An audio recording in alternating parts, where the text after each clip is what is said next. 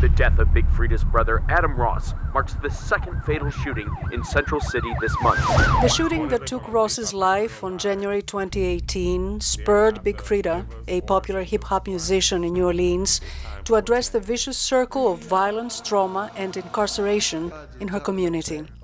Yesterday, I lost a close friend of mine, and the day before that, I lost someone else that I know. So just every day on some kind of level, we're losing people, and it's just so sad and it's so heartbreaking. She attributes this crisis to gun violence that leaves fatherless and motherless children to fend for themselves, a cycle of violence that continues as youngsters seek revenge for the killings of the parents and friends.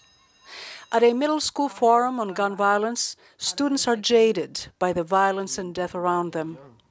Go outside, they just be pop shooting for nothing. Like, a bullet could hit anybody. A bullet don't got no name. I would hold my daddy when he was dying slowly, when he was wounded by a gun bullet. Trauma and criminal behavior often lead to incarceration. I got 2 charges, carjacking and possession of a weapon.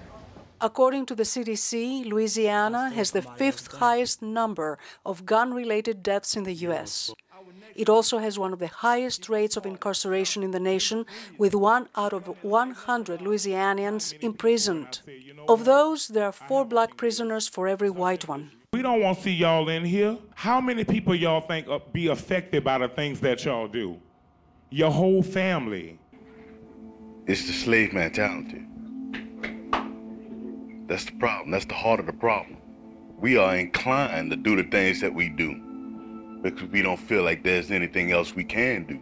According to the documentary, Hurricane Katrina, which struck New Orleans 15 years ago, exacerbated crime and violence in the city by destroying the local economy and displacing some 400,000 residents. It changed the dynamics of the city. It changed the neighborhoods. Whole neighborhoods were washed out. And as people came trickling in, they had lost their homes, they had lost everything. Post-Katrina destruction, displacement, and crime in New Orleans is also the theme of the feature film drama Riza's Cutthroat City. The film starts on a positive note with Blink, one of the main characters, a graphic novel artist dreaming for a better life. But then Katrina strikes the lower 9th Ward, a low-income district, and upends the life of Blink and his community. Unable to get a job or get help from the Federal Emergency Management Agency, he turns to crime. One heist leads to another, making it harder and harder for Blink to get out of a hopeless situation. Hopelessness during post-Katrina New Orleans is Riza's theme. The film also describes how corruption has been plaguing the city for generations.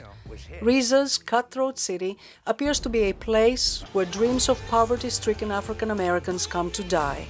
Still, the filmmaker says his film ends with the redemptive note that people have the power to turn their lives around.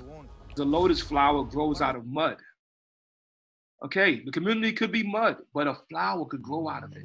I think everyone deserves a second chance, or at least should have the option. Katrina's always been with us. Just had a bunch of different names. Penelope Pulu, VOA News, Washington.